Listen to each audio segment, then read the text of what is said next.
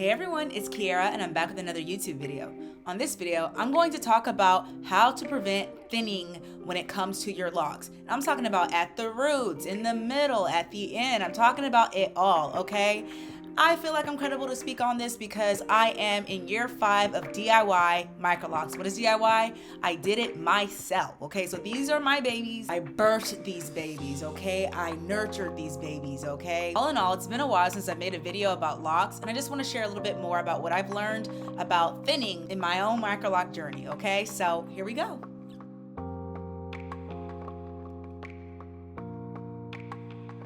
All right, so where can thinning take place when it comes to your locks or microlocs? Thinning can occur at the roots, in the middle, at the end. I personally think that locks that thin at the end, that's more so due to just age and time and all that different types of stuff.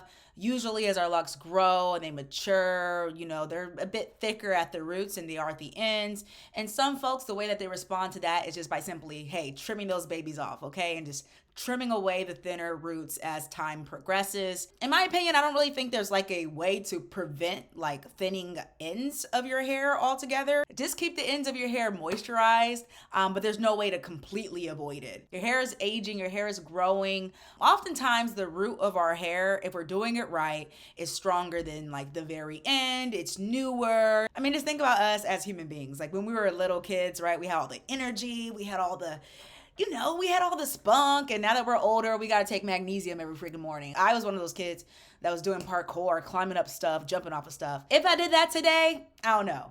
Can I lift a bunch of weight without stretching? Maybe not. So as our hair ages, there are some changes that come about. So I wouldn't worry too much about like if your locks are thinning at the end.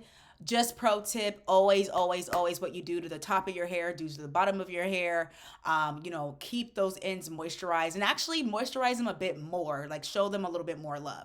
Okay, so the bottom aside, let's talk about what I personally feel is like a yellowish reddish flag when it comes to thinning. So if you see thinning at the roots of your locks, what does that mean? Why does that happen? So if you see thinning at the roots of your locks, as your locks are growing out, you notice that the ends are thicker than the roots. That could mean that there's a lack of consistency when you're interlocking your hair. That could potentially cause thinning roots. So you just want to be careful, be consistent when it comes to your method of retying that new growth. So another reason why folks might see that their roots are thinning is because they're overdoing the reties. You should be retying or retwisting your hair about every 6 weeks, maybe every 4 weeks at minimum. And that's just like if your hair is growing super fast on average, right? So if you're retwisting and retying your hair every 2 weeks, every 3 weeks, and you notice over time your roots are looking thinner, it's because you're over manipulating your hair, okay? So you want to be careful when it comes to retying and retwisting and just stick to the averages.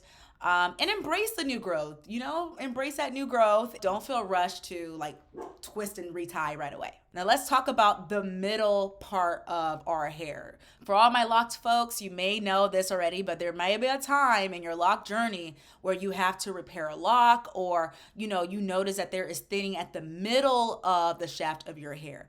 I actually have an example. Here is one lock that I noticed thinning like a couple years ago. And this is longer now, but when it was thinning, it was like this long right here, and then it was like a little bit of an end. And I was just like, oh no, what am I gonna do? Because I have this little tiny lock in the front. So at that point in time, I tried to repair my own lock, and basically what I did is I wrapped some human hair designed for lock repair around the thinning part, which you still kind of see it here. And I crocheted in, and that lasted me a while. Now, I'm not a loctician yet, so I didn't really know the intricacies of like repairing a lock with human hair and wrapping it around. And I didn't do it right, which is why, as you saw earlier, it's a lot shorter because all in all, the part that I added kind of broke off and then I just ended up cutting it off and just leaving this little bit that remains. I actually might end up cutting that off too because I just don't like how it looks. But yeah, I have experienced that. I have experienced thinning in the middle of my hair. It's bound to happen, especially if you're doing it yourself. You're not working with a pro loctician that has taken the courses and has the credentials. And it's no big deal. Like, don't be hard on yourself. You're still learning, and that's what the lock journey is all about. It's not perfect. But if your locks are thinning in the middle, there's a couple of different reasons why. It could be because of inconsistent maintenance. So I know we talked about this at the root of the hair, but let's say there was some inconsistencies and maybe your hair, you didn't really start noticing the thinning of that root until it grew a little bit further down the shaft, and then you start seeing the differences. That could be also because of inconsistent maintenance. Another one that people tend to overlook is product buildup. With locks, you don't need a lot of product. I try to tell people all the time, like, you don't need to be putting heavy conditioner in your hair. Like, the way that we took care of our hair when it was loose natural is different with locks natural, right? So I like to use rose water. I'm not doing too much of anything else. Sometimes I just even spray water in my hair and it does me well. But there are some people that are using really, really heavy products. Locks is not the style for you if you want to, like, boom, put a bunch of products on there, because over time, like, that product and that gunk can get stuck in your locks. And if you don't get it out, if you don't get that gunk out of your hair, one, it may potentially make your hair look crazy and your hair look dirty, and you don't want your hair to look like that.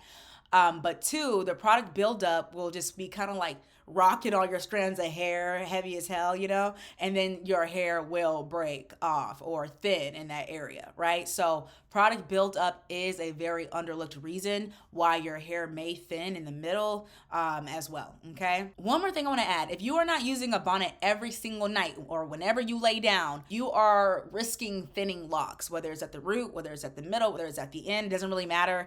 You're risking, your locks thinning. When it comes to our hair, Black folks, we need the moisture, okay? We need to keep our moisture within the shafts of our hair and retain that moisture. And when we're tossing and turning, especially on cotton pillowcases or surfaces or, things that don't actually have like satin on them that actually protects our hair, we are drying our hair out. If you have any questions about Microlocs, feel free to add a comment. And if you like videos about friendships, interpersonal connections, self-confidence, personal development, travel, and just all things Black girl magic, feel free to follow, okay? All right, y'all, take care. Bye.